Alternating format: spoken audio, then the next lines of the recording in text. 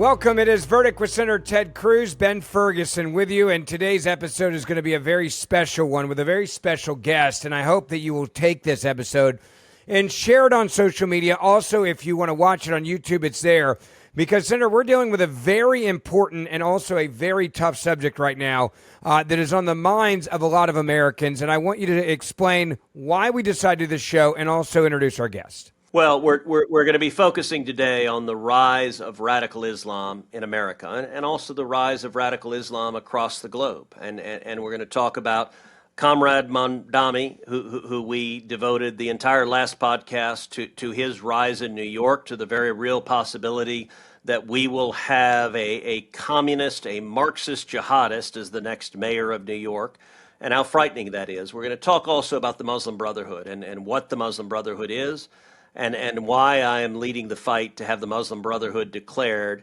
a terrorist organization. We're going to talk about what's happening in Nigeria, about the systematic mass murder of Christians in Nigeria by Boko Haram and other radical Islamic terrorists. And we're also going to talk about Somalia and the prospect of America recognizing Somaliland and how we can fight back against extremist forces in Africa. And all of that, we're going to have this conversation with a special guest. So our guest today is Ayaan Hirsi Ali.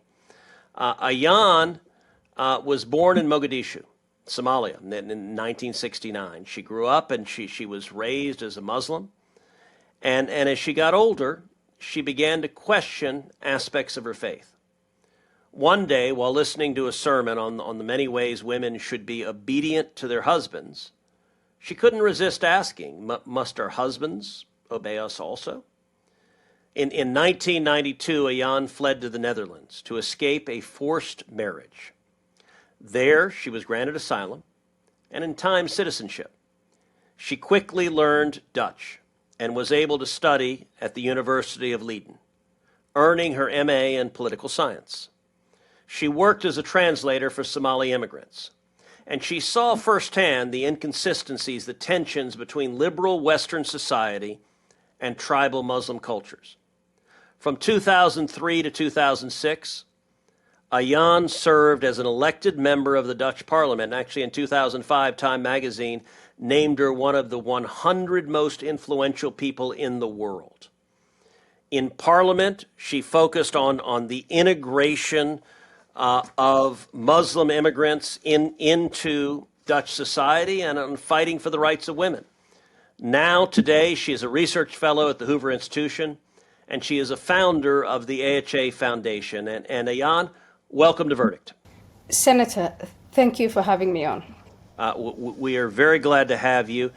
Let's start by just, if you could briefly, I shared a little bit of your bio, but just tell us your story. Tell us your story of the journey you've taken, because it's an extraordinary story, and I think our listeners and viewers would be very interested in hearing it. Well, thank you. I think you really summarized it very well. I was born in Somalia. I was raised a Muslim in a Muslim family. I was born in a political household. My father was very much influenced by America during the Cold War, when the world was divided into two hemispheres, those that supported the US and those that supported the ideology of USSR. I'm proud to say that my family supported the US, and I don't want to say that my father was entirely secular, but I want to say we suffered at the hands of communism, at the hands of Islamism, whatever you can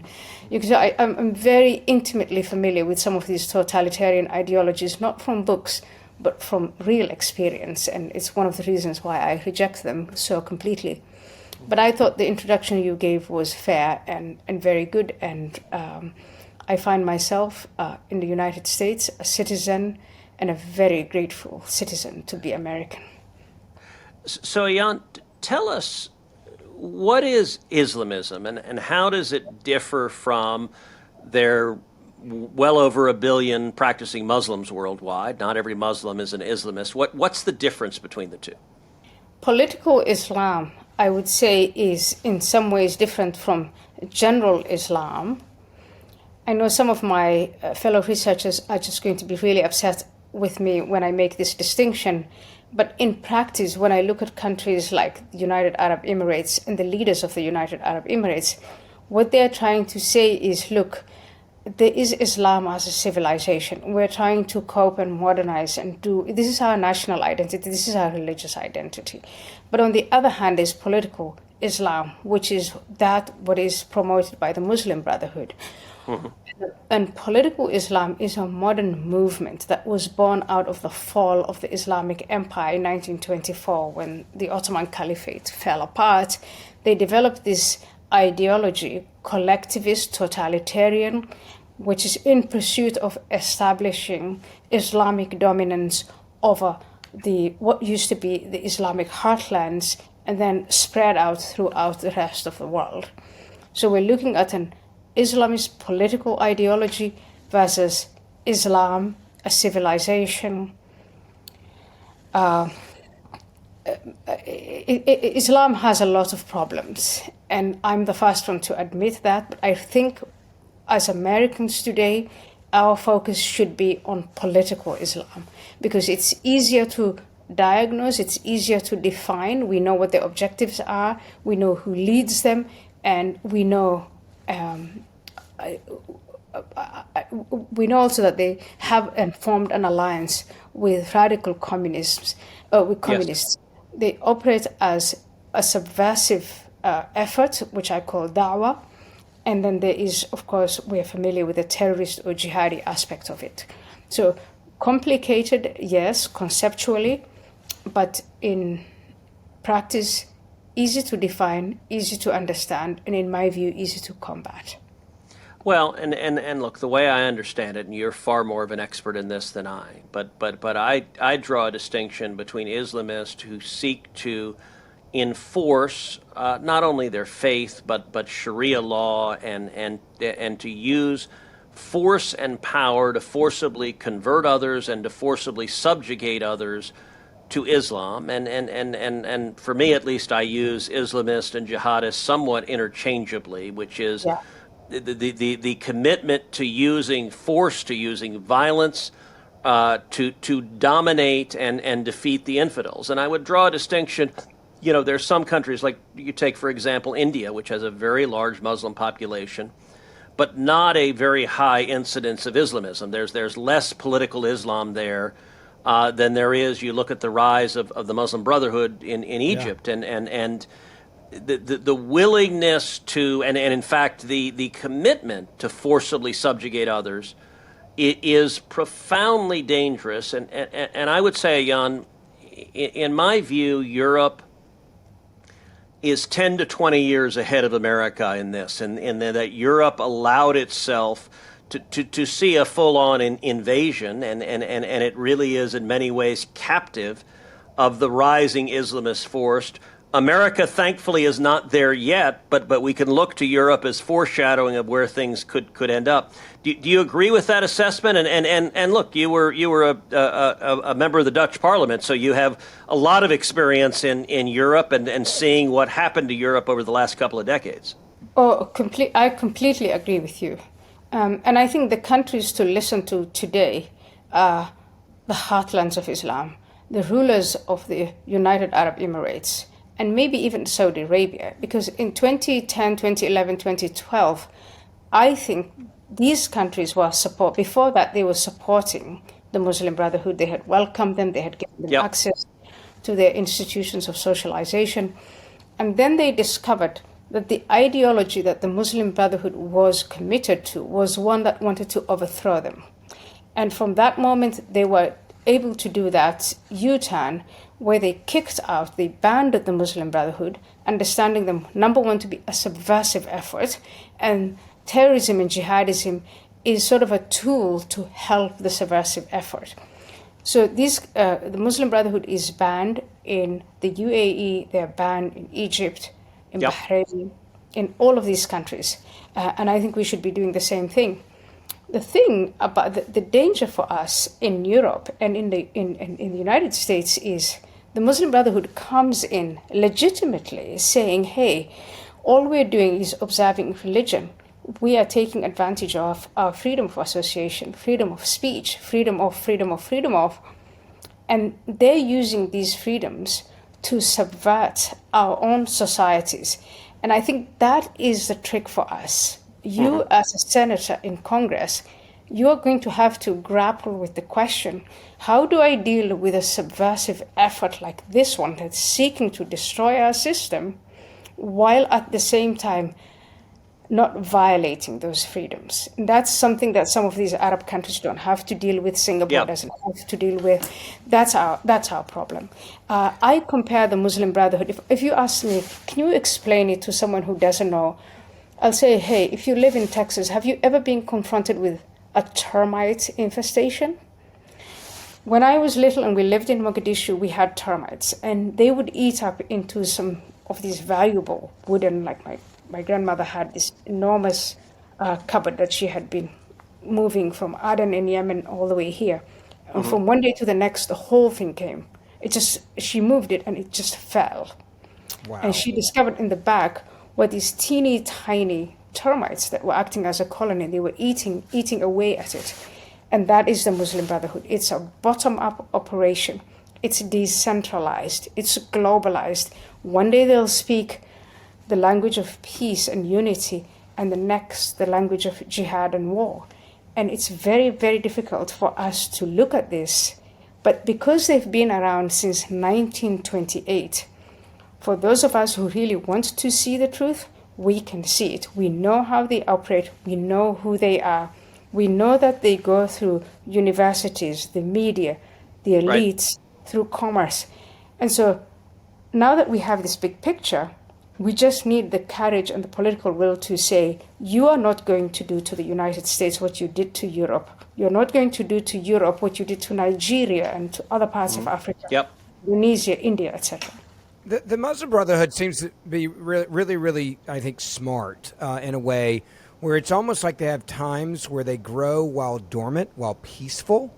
And as I've studied them more than I honestly ever thought I would because of what we've seen over the last 15 years, it's like they have these ups and downs where it's like, here's a time to build and be quiet and look like we're peaceful as we plan for the next big thing that we do. Is that part of the reason why they've been able to stay around and continue to grow around the world for so long? Absolutely. Also because they operate on a different timeline. It's very important to bear that in mind. They know that in the United States, we operate, 2 years to the midterm, 4 years to the presidential election. So they think, these white Western Christians, they have 2-year and 4-year timelines. They have 100-year timeline, 200, 300. As long as Islam becomes dominant and they can impose Sharia, that is their faith. Number one. Number two, they form alliances with organizations and movements that are completely different from them. So, for instance, the communist, Marxist, again, infestation that is there to destroy us, they form alliances with them because they have that common goal of, as long as we bring down the structures of America, way down the road, we're going to figure out who is going to dominate. Now, let me give you one hint. In the years prior to 1979 in Iran, the Islamists and the Marxists were operating together. What happened when they succeeded in their goal of destroying the Shah and his regime? The Islamists then destroyed the communists. So that is a warning for the Marxists to say, I don't know who's going to destroy. History repeats itself. Yeah. So what do you make of the Red-Green Alliance? And that seems to be the energy and passion behind Zohrab Mamdani. What do you make of Mamdani? And as someone who has come from Somalia, who has seen this, how do you assess what's happening in New York? Well, the way I see it is Mamdani is a reflection of both movements. So he is a watermelon, the son of a watermelon. And he comes in saying... So explain watermelon to someone who hasn't heard that before. It's the Red-Green Alliance. If you've ever seen a watermelon, it's green on the outside. We say Islamist or political Islam on the outside, and red, communist or Marxist on the inside. So they have a common objective, which is they hate capitalism. They hate our system of government. They have, each of them, there's the green utopia, which is the world is going to be dominated by Islam and we'll have Sharia law and then everything will be well. And then, of course, you have the red, the Marxists, that they're going to destroy capitalism. And so Ayaan, what does it mean to live under Sharia law? Like, what would it mean for America if the Islamists succeeded as they're moving closer and closer to doing in Europe? What would that mean as a practical matter? It would mean a great deal of violence, chaos. Women will be the subjects of men. I mean, they'll have absolutely no rights. Non-Muslims will be subjected to the jizya. How do I explain that? It's a lower status for non-Muslims if you're only people of the book. Gosh, if you're Jewish, you're going to be subjected to what Jewish people were subjected to on October 7. You see this. So you're talking about violence and rape and murder. Violence, rape, murder. I'm talking about floggings, public floggings. I'm talking about public stonings. Some of the horrors that you now see in Nigeria, you see in parts of Indonesia, you saw in Afghanistan, you still see it. Do you remember how the Taliban had promised a few years ago to the Biden administration, we're going to give women their rights, but they have denied women the right to go to school. They have denied women the right to do anything. Basically, you become sun factories, is what I was told when I was forced into marriage. The man I was about to be married off, he said, "You're going to have 6 sons for me or else." This is well known. I mean, it is going to be, it's going to be the worst human existence you can ever imagine. It's a death cult. So Ayaan, let me ask you why, because on the left, many leftists also consider themselves feminists. And by the way, other leftists consider themselves LGBT activists. Is Islamism consistent with any feminist notion or any notion of LGBT rights? Absolutely not. Look, in the countries where Sharia law is actually applied, homosexuals, the LGBT community, they're taken to the tallest structures, tallest buildings, towers, whatever, and they're thrown off from there. That is the law. The law is to execute homosexuals. Women are to be covered and not to be seen. They're completely submissive. So that is Sharia law as it is applied anywhere in reality. But there is this political expediency where people who are on the far left, the Antifas of this world, the Mamdani, or one wing of the Mamdani followers, they think we are the ones. Once we destroy America, once we destroy the existing structures, they think that they're going to dominate. And that's just not how it works. But hey, why spoil their party? If Ocasio-Cortez thinks that she and Mamdani have something in common, why spoil the party? I think the rest of us are going to say, no, we don't want any of these collectivist, subversive efforts, and ask the question, how is it possible that the capitalist city, the finance city of the world, Manhattan, is about to elect these people? And what's your take on that? Are you surprised by the rise of Mamdani? What is, given your life experience, is this surprising to you or not? It's not surprising because in the last 30, 40 years, I think what we have seen is this display of extreme lethal carelessness on the part of American elites, where we have come to think of ourselves as invincible. We just think if we have enough materialism, that everybody is going to be attracted to who we are and what we do, and we don't have to worry about these collectivist ideologies. We killed Christianity, we killed spirituality, we turned our backs on our foundational principles, and we're paying the price. And we're paying the price because our institutions of education, from K to 12, the universities, we've allowed these people to take over and to preach. And when I look at a stadium full of people in New York that are cheering on Ocasio-Cortez and Mamdani, I think we are paying the price of this carelessness. Let me ask you this question. You look at Europe for a second, and as Senator said earlier, hopefully they're 10 to 20 years ahead of us, and that we can actually combat this before it gets to that point. But when you look at Mandani and AOC and the Lama Mars and the others that have really started to grow and they have a genuine following in the United States of America, yes. How much of the plan of the Muslim Brotherhood and excitement is there to know they have these types of advocates that aren't just saying things to us, but are getting elected and are becoming more powerful?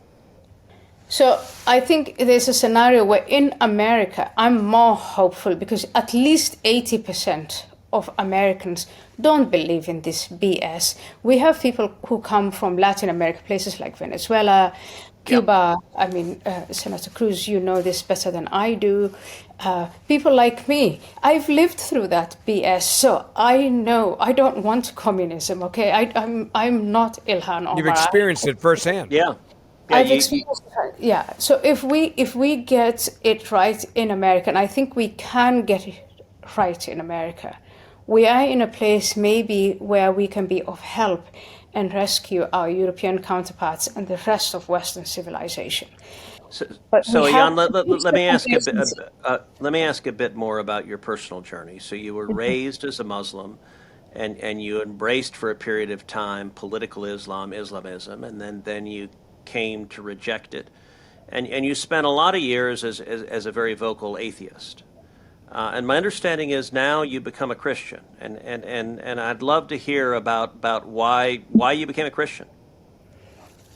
I think maybe you should see it as sort of like a ripening, like peeling away. When you first come to Western civilization, you see the glitter and glamour, which is what I saw when I landed in Frankfurt in 1992. My goodness, everything was gleaming, these tall buildings and wealth. And so you go beyond that layer. And I started to ask questions, why are these countries rich and united and solid, while where I come from, even though we claim to have the last prophet and we claim to be superior, morally speaking, why are we living in impoverishment? Why are we here begging for alms? And when I took political science in the University of Leiden, I was lucky enough to have professors that taught me to keep asking questions, to learn how to think, not what to think. And my tribute goes to these professors. One of them recently died, Professor Anderweg, who is really empirical. He taught me, you've got to understand what is before you talk about what should be. But in any case, I want to say, having lived through and touched the bottom of the promised utopia of Sharia law, the promised utopia of communism, and knowing there is nothing there but death, like poverty. There is nothing there but oppression and suppression. There's nothing there but misery. I'm in a place where now I have come to see that the only way we fight those ideologies is by getting to the bottom of what are then the solid foundations of Western civilization. That is biblical. It's Judeo-Christian. It is the Sermon on the Mount. I mean, there is no denying it. It is the principles on which America is founded on. And right now, America has been served well. But over time, I think if you have two competing ideas, it's the idea of communism, it's the idea of Islamism, and then it's the idea of America. And I want the idea of America to win, and I want to dedicate my life to that. Amen. Let me ask you, we were talking about the Muslim Brotherhood. For our listeners, tell them, what is the Muslim Brotherhood? As you know, I have legislation I've introduced in multiple Congresses to designate the Muslim Brotherhood as a terrorist organization. And in the first Trump administration, I came close to succeeding. I didn't quite convince the president in the first term to designate the Muslim Brotherhood as a terrorist organization. I believe I will succeed in the second term. I think we're going to get it designated. But tell us, give us a little bit of history and context of what the Brotherhood is and your judgment on whether it is in fact a terrorist organization and should be designated as such. I think the challenge for you, Senator Cruz, is going to be that you are going to have to understand the two concepts as you legislate, and it's going to be difficult, but I think you can do it. one part of it is the terrorist aspect of it, which is the application of jihad or violence.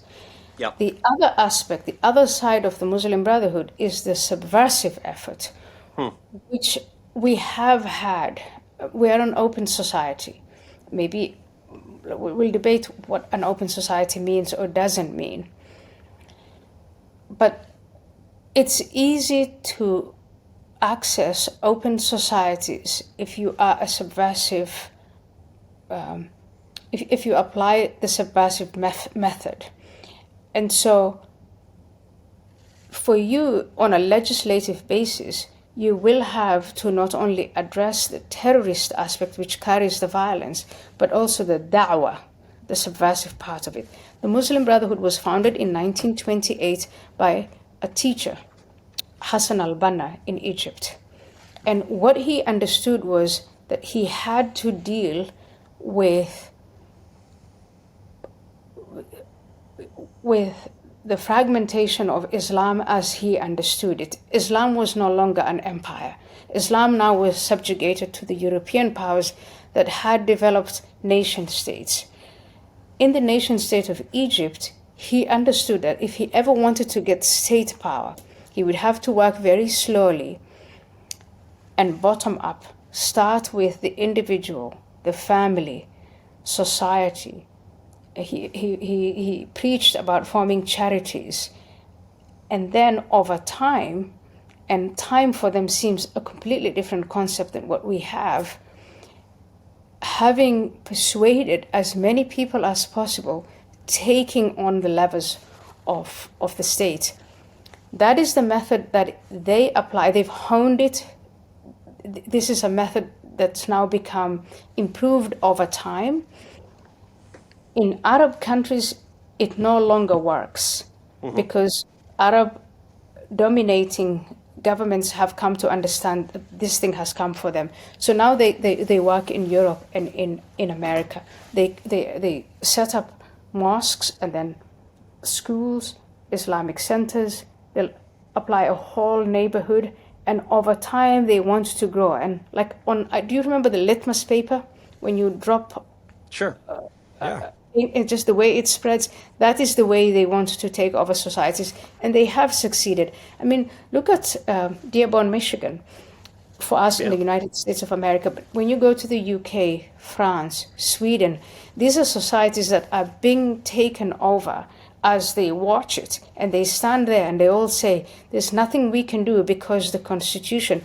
So the local constitutions, the national constitutions, have become documents that the Muslim Brotherhood can wave to say, you can't stop us because everything we do is legal. Everything we do is peaceful or nonviolent. They'll apply the violence when they need it.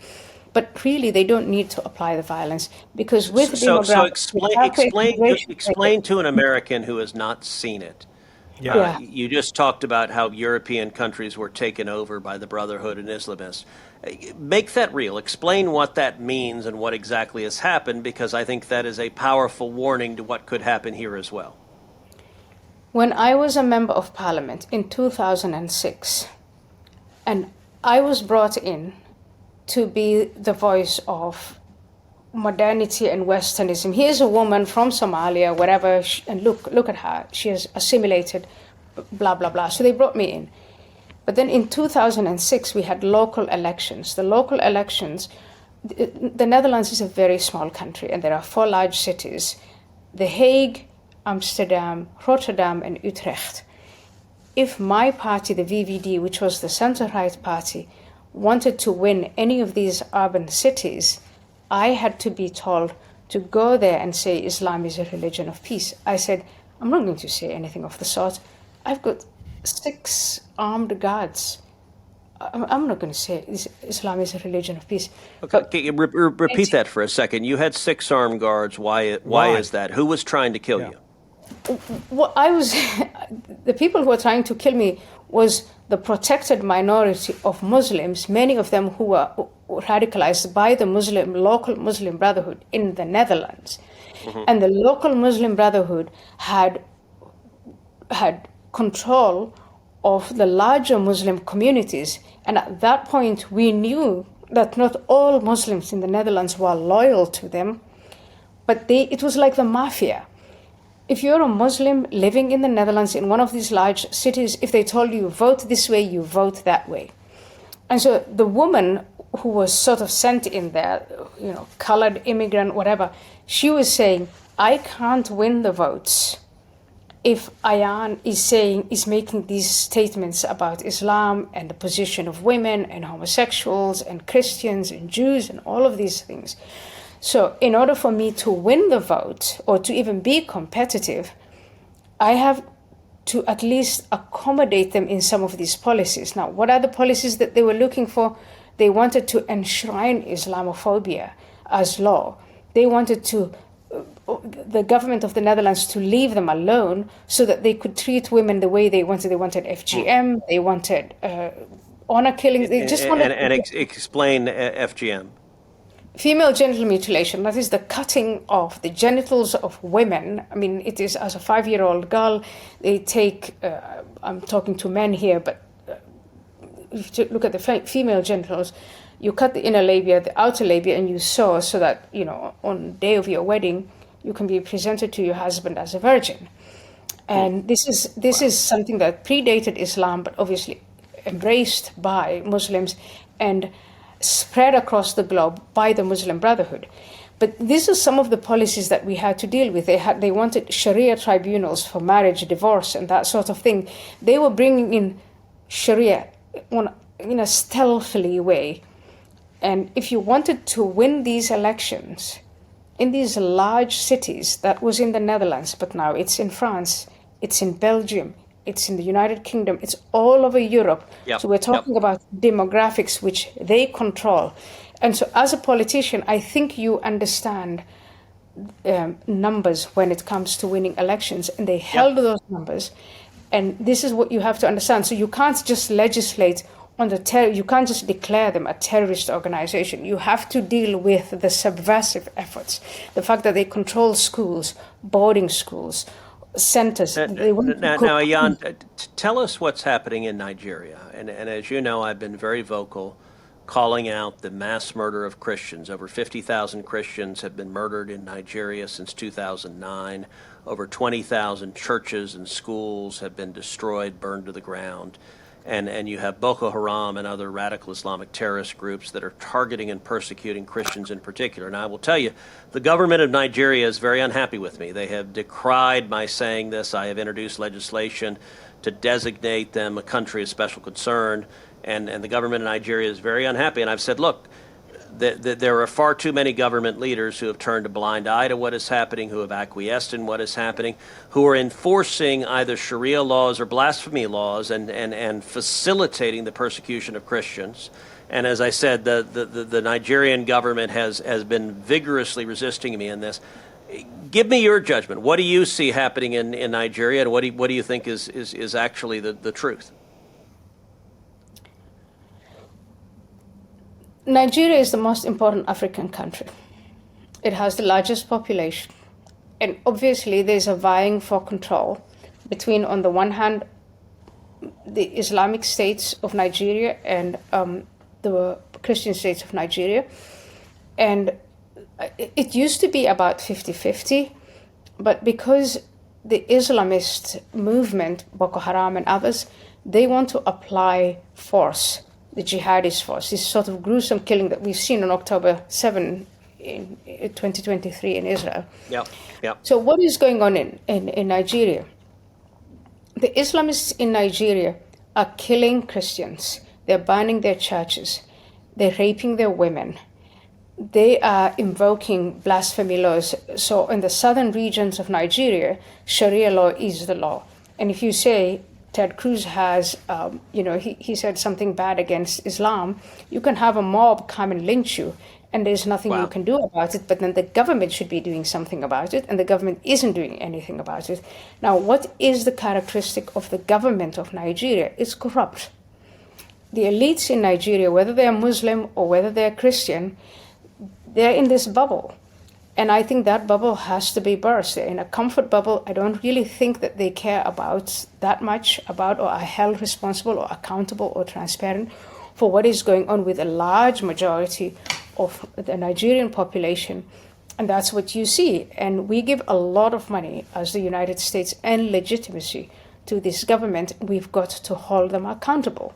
And I couldn't be more pleased that you are involved in this, Senator Cruz. You're calling them out and you're going to say, if you want to be our ally and our friend, we need you to uphold your end of being a responsible and responsive government. There's a goal. There are more Christians being murdered in Nigeria than any country on planet Earth. Now, one thing you said that I thought was interesting, and I think many of our listeners will not have heard this before. You said in your judgment Nigeria is the most important African country.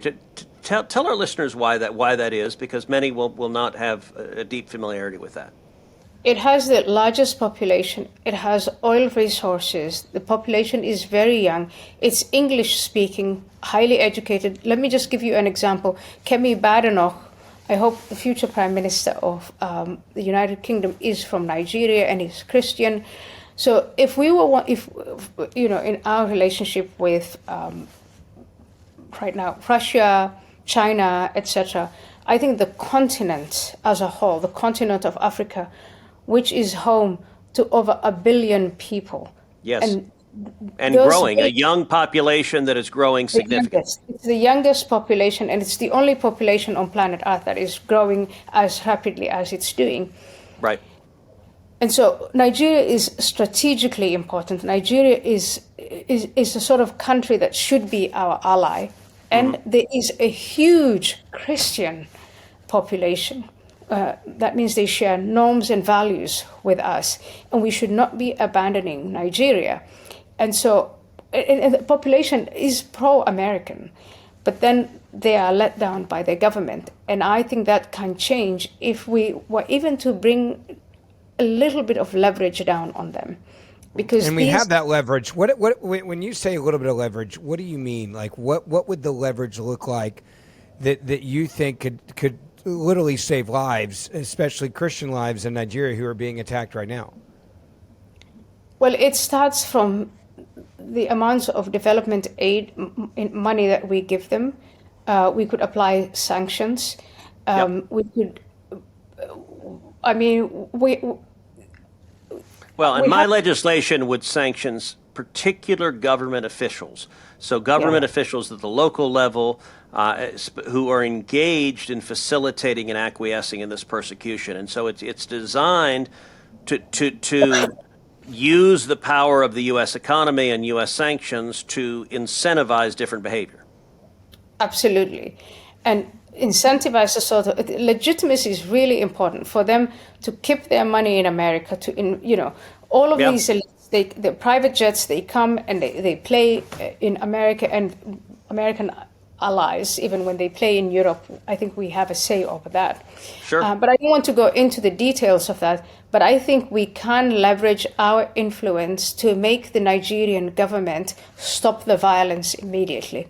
They have Sharia law in the southern regions. We can say, and then we say, oh, human rights, this, that, and the other. Where you have Sharia law, you do not have human rights. Are you crazy? Absolutely. Absolutely. And we need to stand up and we need to fight vigorously to prevent it here in the United States. Okay, final topic, and we're going to wrap up in just a couple of minutes. But you were born in Somalia. As you know, I've publicly called on the Trump administration to recognize Somaliland as a separate and independent nation. Tell our viewers what you think about that, and if you think that makes sense, tell them why. I think we should reward Somaliland for what they have achieved. They have been, since the former dictatorial government, Siad Barre, they were massacred. They were lured into becoming part of Somalia. They became part of Somalia, and they have come to live to regret it. But at the moment, very quickly, they are the only viable nation state. They have a homogeneous population. They speak one language, and there is a narrative of national identity, of common suffering, but also common survival. You know, as a Somali, I will tell you something. I'm an American, but born in Somalia, I will say that one of the things that we Somalis excel at is in vengeance. But the leadership of Somaliland have decided after 1991 that they were not going to channel the energy of their population into vengeance, but into building what is a nation. And they are economically violent. I think that may have oil and gas. I think that they could be a strategic partner. I admire them. And they want to stand with America. They are standing up with courageously with the United States. So it is in our national interest to recognize Somaliland, to have a major ally on the Horn of Africa that is standing with us. That's significant. And look, I am someone who is very much America first. We should be putting American national security interest first, and recognizing Somaliland enhances those interests. Absolutely, they are absolutely on the same page as us. And also they have recognized Israel. They have defined. They have a defined territory. They have a permanent population. They issue passports. But the most important thing is that they hold elections, one man, one vote, for president, for parliament, and local elections. And you can come and survey those and see that they are actually in some ways better than our American elections. And so I think Somaliland should be rewarded for the fact that they have built a nation. They do not rely on development aid. They never relied on US aid. So please liberate them from what is Somalia, Mogadishu, which is just a broken jihadi place. Well, Ayaan, thank you for taking the time. Thank you for joining us. I think this has been a very informative podcast. I think our listeners are really going to get a lot out of it. Let me encourage our listeners, share this podcast. If you want your friends, your family to understand the threat of political Islam, what it means, what it's meant in Europe, what it means here in America. I think it is an incredibly important topic. It is a very real threat. It is a threat that I am committed to combating. And one of the purposes of this podcast is to equip you, to give you information that when you're talking with your friends and families and colleagues and coworkers, that you know the truth. And Ayaan, I think this has been very, very helpful to our listeners. So thank you so much for joining us. Thank you. Thank you, Ted. Yeah. Don't forget, we do this show Monday, Wednesday, and Friday. So hit that subscribe or that auto download button wherever you are. And like the senator said, please share this on social media. It's on YouTube as well. You can watch it and share it there as well. And the senator and I will see you back here on Friday morning.